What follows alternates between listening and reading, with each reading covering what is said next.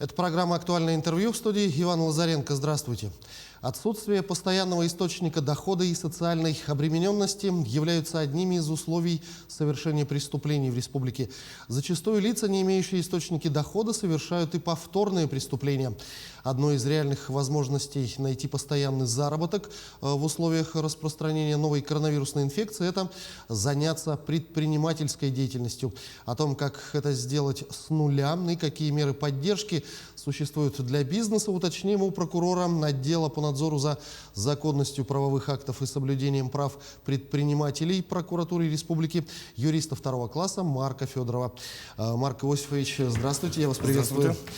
Скажите, пожалуйста, как сейчас обстоит ситуация у нас в республике с так называемой безработной преступностью? Как часто совершаются преступления лицами без постоянного источника дохода? Действительно, несмотря на общее снижение количества преступлений в республике, уровень преступности в среде лиц без постоянного источника дохода находится на довольно высоком уровне. Так, в 2020 году лицами без постоянного источника дохода совершено более 4500 преступлений, что составляет свыше 50% от общего числа преступлений. А также в условиях пандемии коронавирусной инфекции зафиксирован рост преступлений, совершенных лицами, состоящими на учете в качестве безработных. Ими совершено более 150 преступлений в 2020 году. Ну вот одна из возможностей все-таки начать зарабатывать – это стать предпринимателем. Тем более сейчас возможностей очень даже много, и примеров удачных стартапов очень много. А есть ли какая-то поддержка со стороны государства именно для начинающих предпринимателей, кто только начинает делать первые шаги? Малый и средний бизнес – это финансовый фундамент национальной экономики страны в целом, поэтому государство принимает определенный ряд мер поддержки, создает определенные преференции как для начинающих предпринимателей, так и для действующих субъектов предпринимательства.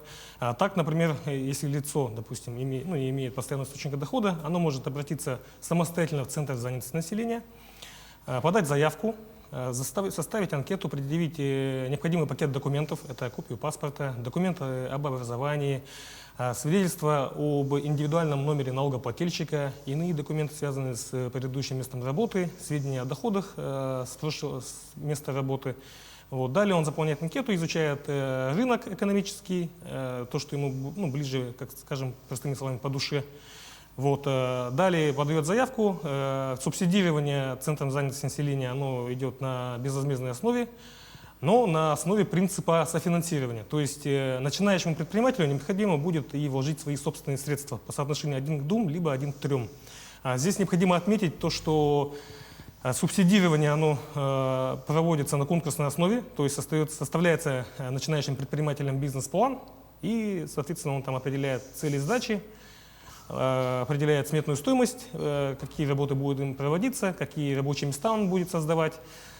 Также в случае, если его деятельность предполагает привлечение наемных рабочих, то субсидия уже умножается и на них, соответственно. Но стоит отметить то, что в случае, если будет установлен факт нецелевого расходования средств таким получателем, или же в случае, если предприниматель прекратит свою деятельность в течение года, то денежные средства необходимо будет возвратить.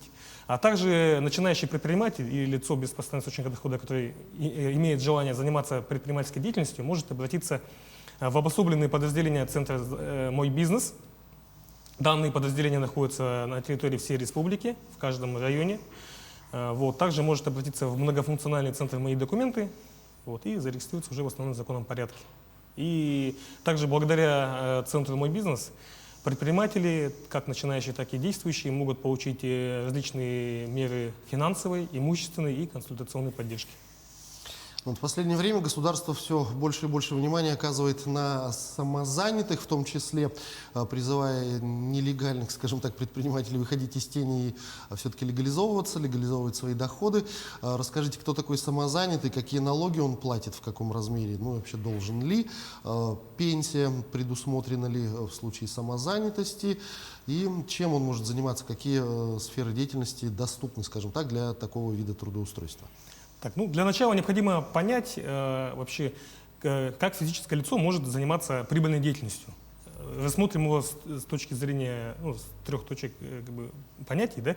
Первое — это в качестве индивидуального предпринимателя, то есть зарегистрирован в установленном законном порядке, занимается определенной деятельностью. Второе — это лицо, допустим, продавшее недвижимость либо автомобиль, подает декларацию по форме 3 НДФЛ. Вот, и непосредственно самозанятый гражданин, или быть точнее, это плательщик налога на профессиональный доход. Заниматься можно любой деятельностью, кроме запрещенных. Законодательством определен перечень деятельности, видов деятельности, которые запрещен. Это реализация и добыча полезных ископаемых, это реализация подакцизных товаров, это переоформление, перепродажа недвижимости, это деятельность адвоката, нотариуса, арбитражного управляющего. Что касается определенных условий и ограничений для самозанятых граждан, то государством установлен ряд требований. Так, самозанятый может получить максимальный доход в течение года не более 2,4 миллиона рублей. Также для самозанятых имеется ряд условий, таких как ставка налоговая, зависит от заказчиков услуг самозанятых. Например, если заказчиками услуг самозанятого гражданина являются юридические лица или индивидуальные предприниматели, то в таком случае налоговая ставка будет 6%. В случае, если заказчиками являются физические лица, то ставка налоговая для самозанятого гражданина составляет 4%. Что касается пенсионного, то в данном случае самозанятый гражданин сам направляет пенсионные отчисления, да, добровольно, в добровольном порядке. Вот, отчетности для самозанятых не предусмотрено. Вот, и все его доходы Федеральная налоговая служба может увидеть прямо в кабинете налогоплательщика. Самозанятый гражданин также не может нанимать рабочих по трудовому договору, но может их привлекать по гражданско-правовому договору. Но вот в любом случае те виды деятельности, которые, например, самозанятые выберут, и если они подлежат лицензированию, то это условие тоже обязательно к исполнению. Да. Хорошо, если с начинающими предпринимателями и с самозанятыми более-менее все понятно, то есть и люди, которые бизнесом занимаются уже давно, ведут свою предпринимательскую деятельность. Какие меры поддержки со стороны государства предусмотрены, скажем так, таким игрокам рынка? Государством вообще предусмотрен больший объем мер поддержки для действующих предпринимателей, как для возобновления деятельности, на сохранение деятельности, на заработную плату и на сохранение занятости. Вот. Также, например, в условиях пандемии коронавирусной инфекции государством предусмотрен ряд мер поддержки, финансовой поддержки. Например, по постановлению правительства Российской Федерации номер 410 предусмотрена отсрочка арендных платежей, предусмотрена отсрочка кредитных платежей. Также государством предоставлены около 90 кредитов на сохранение занятости юридическим лицам. Также юридическим лицам и индивидуальным предпринимателям из числа наиболее пострадавших отраслей экономики предусмотрено более 9 тысяч кредитов на сохранение заработной платы. Вот. Также предусмотрен ряд мер поддержки и Министерством предпринимательства, торговли и туризма республики. Например, предоставлены субсидии на отсрочку платежей по арендным платежам, предоставлены субсидии индивидуальным предпринимателям, которые осуществляют свою деятельность в сфере туризма. Предоставлены субсидии на оплату платежей в связи с переходом на дистанционный способ работы. Ну вот вы сказали, что список наиболее пострадавших отраслей. Этот список формирует каждый регион отдельно, глядя на экономическую ситуацию в регионе, или все-таки это какой-то общероссийский перечень? И как в этот список попасть? Потому что была ситуация, что, допустим, владельцы компьютерных клубов, которые были закрыты прямо до последнего, вот самыми последними открывались, но тем не менее в этот список не попали. Все-таки кто считается наиболее пострадавшим? Ну, вообще список наиболее пострадавших сфер отраслей экономики, он формируется постановлением правительства Российской Федерации с учетом требований, с учетом региональных особенностей каждого региона, каждого субъекта. Вот, конечно, владельцы компьютерных клубов туда не попали. Вот, туда попали это в основном предприниматели и юридические лица, которые осуществляют свою деятельность в сфере общепита, в сфере туризма, вот, в сфере авиа, допустим, и перевозок. Ну, не так давно Михаил Мишустин анонсировал, что принята программа поддержки этих отраслей, наиболее пострадавших 3. 2.0 под выдачу кредитов под льготные проценты для сохранения количества работников, для выплаты им зарплаты. Какие еще меры поддержки будут в этом году осуществлены со стороны властей?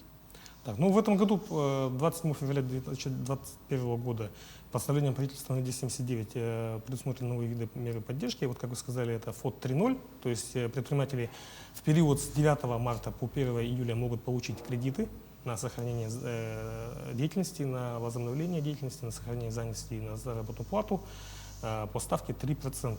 И в период до 12 месяцев. Пока в настоящее время посмотрим на такие виды поддержки. Ну, а у нас республиканскими властями какие-то дополнительные меры поддержки разрабатываются, рассматриваются, может быть, какие-то? В настоящее время действуют такие меры поддержки, как отсрочка арендных платежей, вот, а также предоставление кредитов по 2%. Ну, это, в принципе, довольно-таки востребовано. В настоящее время, да, они действуют. На территории России действует национальный проект «Малое и среднее предпринимательство» и поддержка индивидуальной предпринимательской инициативы. Именно в рамках реализации данного нацпроекта какие меры поддержки субъектов предпринимательства предусмотрены? Вообще национальным проектом «Малое и среднее предпринимательство» и поддержка индивидуальной предпринимательской инициативы предусмотрен ряд мероприятий, направленных на поддержку и развитие субъектов малого и среднего предпринимательства. На данное мероприятие в 2021 году выделено более 190 миллионов рублей, в 2020 году выделялось более 300 миллионов рублей. Вот. Например, наиболее актуальным для республики является поддержка сельского хозяйства, поддержка фермерства. На указанное мероприятие в 2020 году выделялось более 105 миллионов рублей, и данная поддержка оказана свыше 30 предпринимателям. Например, предоставление мер поддержки в виде гранта «Агростартап». Это развитие сельского хозяйства. Основной целью регионального проекта является развитие и сельского хозяйства, создание новых рабочих мест, увеличение поголовья скота, лошадей и так далее. Вообще грант «Агростартап» — это такая возможность получить от государства до 5 миллионов рублей для развития сельского хозяйства. Вообще грант «Агростартап» он, получается, предоставляется на безвозмездной основе, также по принципу софинансирования, то есть необходимо будет не менее 10% денежных средств вложить самому предпринимателю, а 90% предоставляет уже государство. То есть необходимо составить бизнес-план, также предоставляется на основе конкурса. Предпринимателю необходимо составить бизнес-план, определить сметную стоимость, определить цели и задачи, необходимый перечень рабочих мест, которые он будет создавать, необходимость в приобретении сельхозтехники.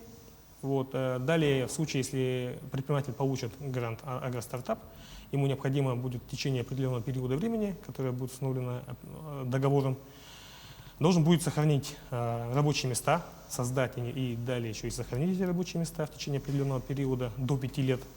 Далее он должен будет развить сельское хозяйство, то есть увеличить поголовье скота, увеличить эффективность деятельности, например. В общем, показать, что деньги потрачены не зря. Не зря, да.